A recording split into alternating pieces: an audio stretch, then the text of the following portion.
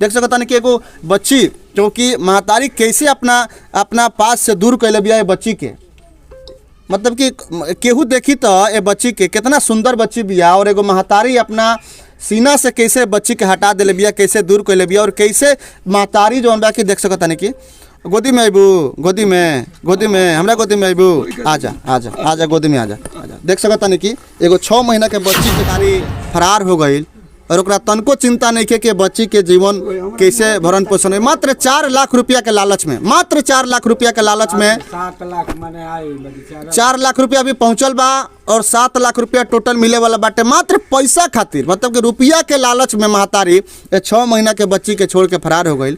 देख सकते हैं कि कहीं ना कहीं जौन सरकार व्यवस्था बा प्रशासन बा सब लोग ये कहता कि रुपया पर तत्काल रूप से रोक लागो, ताकि कहीं ना कहीं जौन वो लोग के एगो दिमाग में चलता कि रुपया हमने के लिए लेप्सन गहना आ गई बाटे और उठा के हमने के अपना मर्जी से काम करप्शन ओकर कहीं ना कहीं देखिए कि बच्ची के कैसे महतारी छोड़ के जा चुकल बड़ी।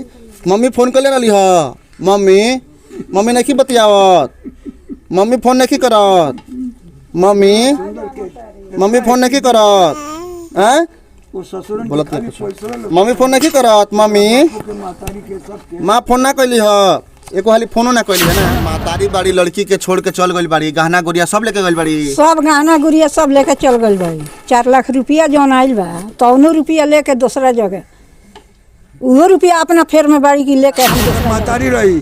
5 लोग सब लोग दोनों तरफ के ओकरा नैहर के 5 लोग 25 गो रहे आ हमनी के रहनी सब लोग के सामने तय भइल कि यही जी रही आ यही जी एकर पालन पोषण आ एकर देख रेख महतारी बाप करी हैं, यह तो फैसला भइल। लेकिन ओकरा बावजूद ओकर माई सिखा दलस कि अगर हम चल जाता नहीं 25 दिन से ओकर माई हो गई घर में रहे आ सिखा के गइल कि अगर हम चल जाता नहीं तो पीछे से फांसी लगा के मर जाइए। सिवान जिला के मुफस्सिल थाना क्षेत्र के सियाड़ी पंचायत में जहां पर एगो अजीबो गरीब मामला सामने आयल बा। वह सबके बता दी कि गुजरात में जौन पुल हादसा भइल, मोरबी पुल हादसा, वो पुल हादसा में सियाड़ी पंचायत के युवक के मृत्यु हो गई, जौना के बाद से वह सबके बता दी कि सियाड़ी पंचायत के रहे वाला रहन शैलेश भारती, सियाड़ी पंचायत के बिशुनपुरवा गांव के रहे वाला रहन और उनकर शादी आज से 2 साल पहले भई रहा और 6 महीना के गोदी में बच्ची रलसिया। लेकिन गुजरात के जौन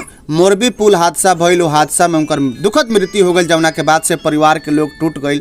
लेकिन परिवार के सामने वो मृत्यु के बाद से दोसर हादसा सामने आ गई बा कि 6 महीना बच्ची के वो महतारी छोड़ के अपना नैहर फरार हो चुकल बड़ी, अपना घरे जा चुकल बड़ी। वो 6 महीना के बच्ची, मतलब कि कहल न जाला कि बाप मर जाला तब महतारी भीख मांग के अपना बेटा बेटी के पोसे ले, लेकिन एगो ऐसा महतारी अपना 6 महीना बच्ची के देख सकता नहीं कि गोद में छोड़ के अपना ससुरा में छोड़ के बच्ची के नैहर में वो महतारी चल गई बिया। देख सकता नहीं कि कैसे ये बच्ची के परवरिश हुई, ये बच्ची कैसे जी, जबकि एकर पिता भी ये दुनिया में नहीं खन। गुजरात के मोरबी पुल हादसा में पिता के मृत्यु हो गई और अब माँ भी छोड़ के इनका के अपना घरे जा चुकल बाड़ी। और वह सबके सबसे बड़ा बात बता दी कि जौन सरकार के तरफ से मिले वाला पैसा बा 4 लाख रुपया, ओकरा बाद से और भी कुछ राशि मिले वाला बा। परिवार के सबसे ज़्यादा चिंता बा और रुपया के, मतलब कि लड़की के माता पिता के सबसे ज़्यादा लालच बा वो सरकार के तरफ से मिले वाला राशि के कि भाई जौन सरकार के तरफ से राशि आवता वो राशि हमनी के मिल जाए तो हमनी के अपना बेटी के दोसर शादी कर ले। लेकिन वो लड़की के बाप महतारी के ए बच्ची के जीवन के चिंता नहीं है।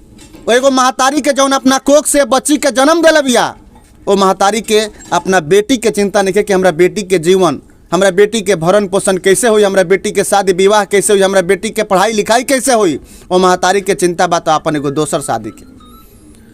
और ये परिवार के ऊपर पहाड़ टूटल बा कि एगो बेटा के मृत्यु हो गई, बेटा के हमनी के खो देनी सन और एगो बच्ची सर पे बिया। और वो परिवार के लालच बा, लड़की के, वो लड़की के माई बाप के लालच बा उस सरकार के तरफ से मिले वाला राशि के। तमाम बुजुर्ग लोग जो बैठल बा, तमाम लोग से हम बातचीत करें में मामला के बारे में जानम। रावरे पतो रही है बेटा के आगू बढ़ी आगुआ सोनाई सन बेटा हमर दुकान गई, हम कहाँ से ले आई बेटा के? बेटा के अगुवाई नाती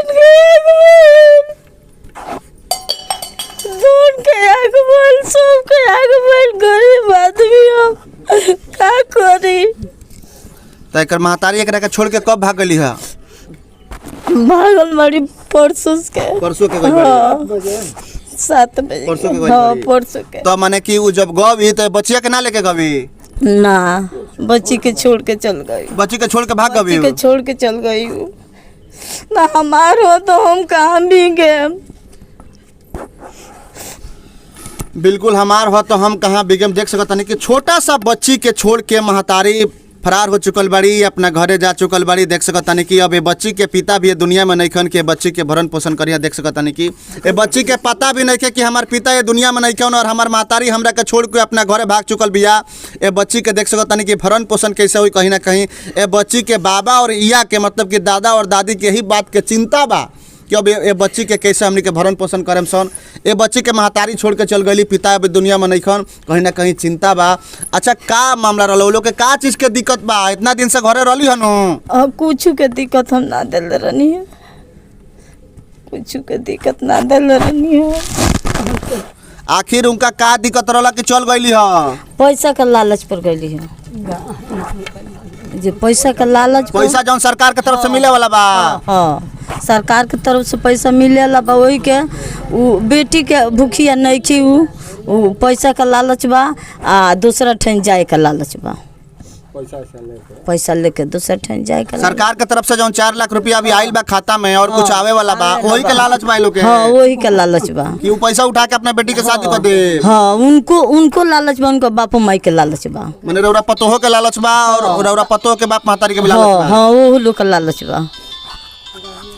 देख सकत नहीं कि यहाँ के पिताजी बानी आ जाए यहाँ सामने और यहाँ के अपना बेटा के खो दिले बानी और एगो 6 महीना के बच्ची के यहाँ के अपना लगे रखले बानी।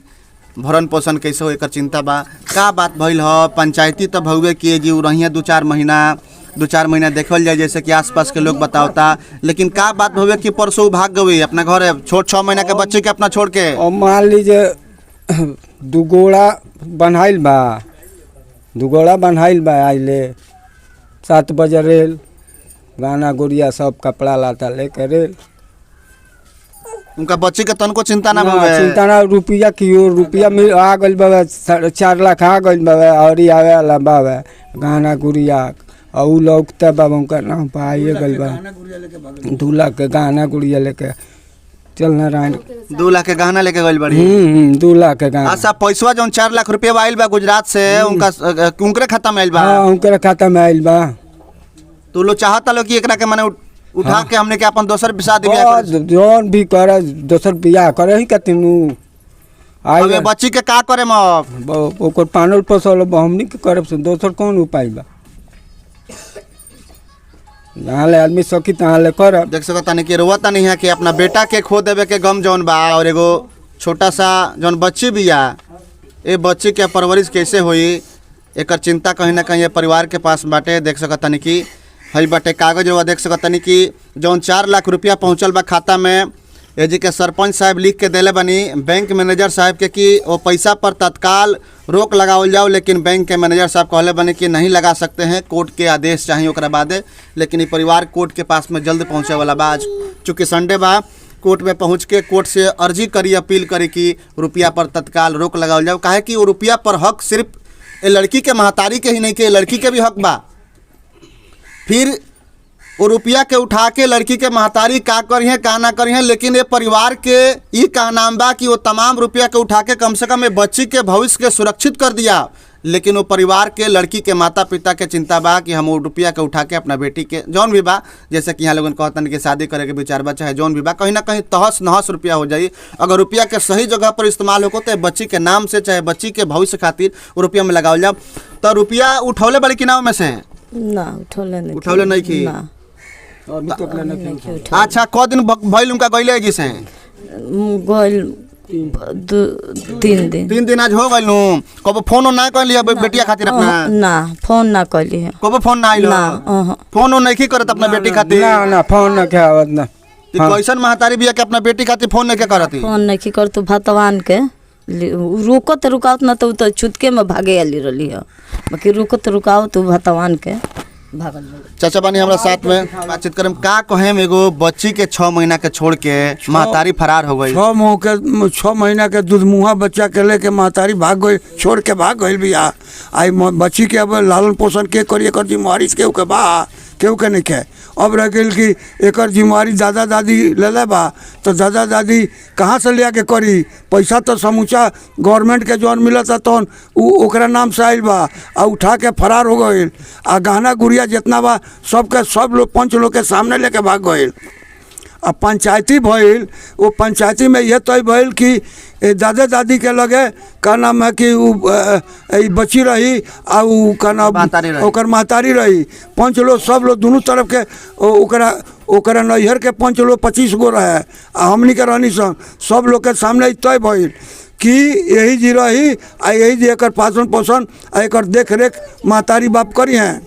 यह तो फैसला भइल, लेकिन ओकरा बावजूद ओकर माई सिखा दलस कि अगर हम चल जाता नहीं 25 दिन से ओकर माई हो गई घर में रहे, आ सिखा के गइल कि अगर हम चल जाता नहीं तो पीछे से फांसी लगा के मर जाइए तो हम देखे सब जो के फंसा दे।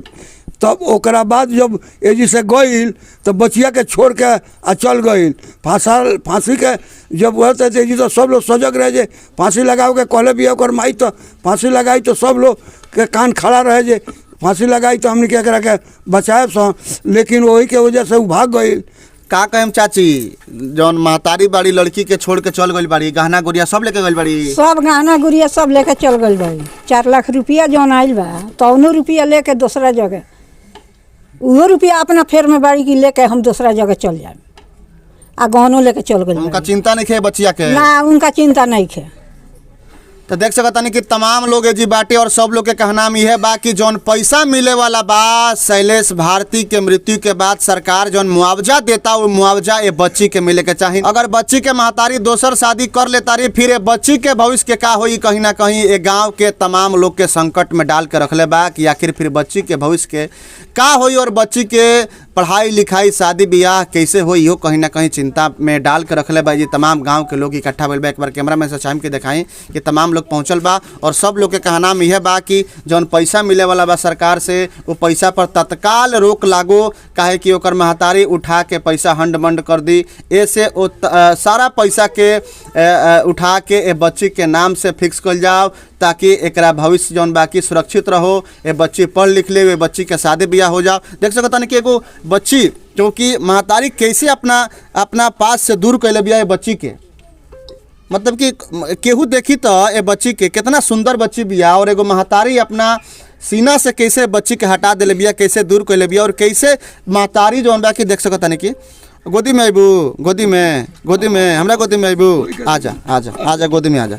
देख सकता नहीं कि एगो 6 महीना के बच्ची के छोड़ के कैसे महतारी फरार हो गई और ओकरा तनको चिंता नहीं है कि बच्ची के जीवन कैसे भरण पोषण है। मात्र 4 लाख रुपया के लालच में, मात्र 4 लाख रुपया के लालच में 4 लाख रुपया भी पहुंचल बा और 7 लाख रुपया टोटल मिले वाला बाटे मात्र पैसा खातिर, मतलब कि रुपया के लालच में महतारी 6 महीना के बच्ची के छोड़ के फरार हो गई।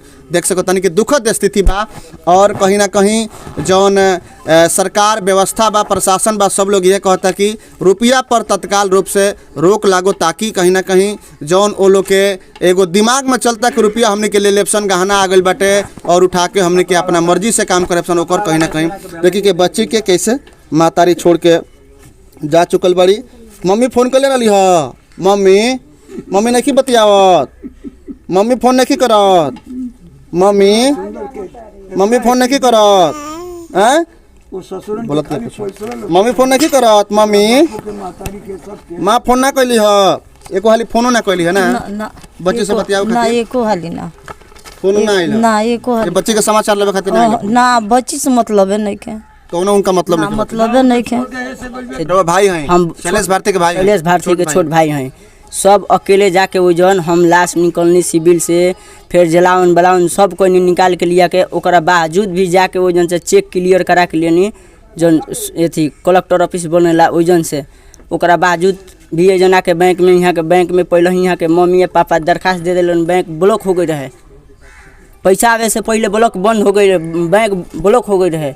ओकरा बाद भिया के जौन हम काम कजिया के चालू क के क्रियाक्रम चालू क के ओकरा बाद भी हम दौड़ल बनी ओजन जाके। अच्छा रउआ भाई है मुख्य रूप से काहे उ नहीं रहे के चाहते जी? नइखी रहे के चाहत जे उनका पैसा के लालच बा, बाकी दोसर नइखे कुछ लालच। पैसा के लालच, पैसा के लालच जो बा। सरकार के तरफ से मुआवजा मिल, हाँ मुआवजा मिलल बा ओकर लालच बा, बाकी कुछ लालच नइखे। ना तो हम यहाँ रहस, यहाँ हर चीज उनका के देवे के हम सकड़ ले बानी, पंच के सामने भी कहले बानी ये सब कुछ दे में जौन खेवा खर्चा तार सब देम, हे जौन रहियन जमीन जायदाद सब कुछ यहाँ बनी, लेकिन ओ जौन रहियन तो कुछ ना बनी। हे लड़की के रुपया नावे करस आ बस कागज एक कंप्लीट करस, अपन जहाँ मन करे तहाँ रहस।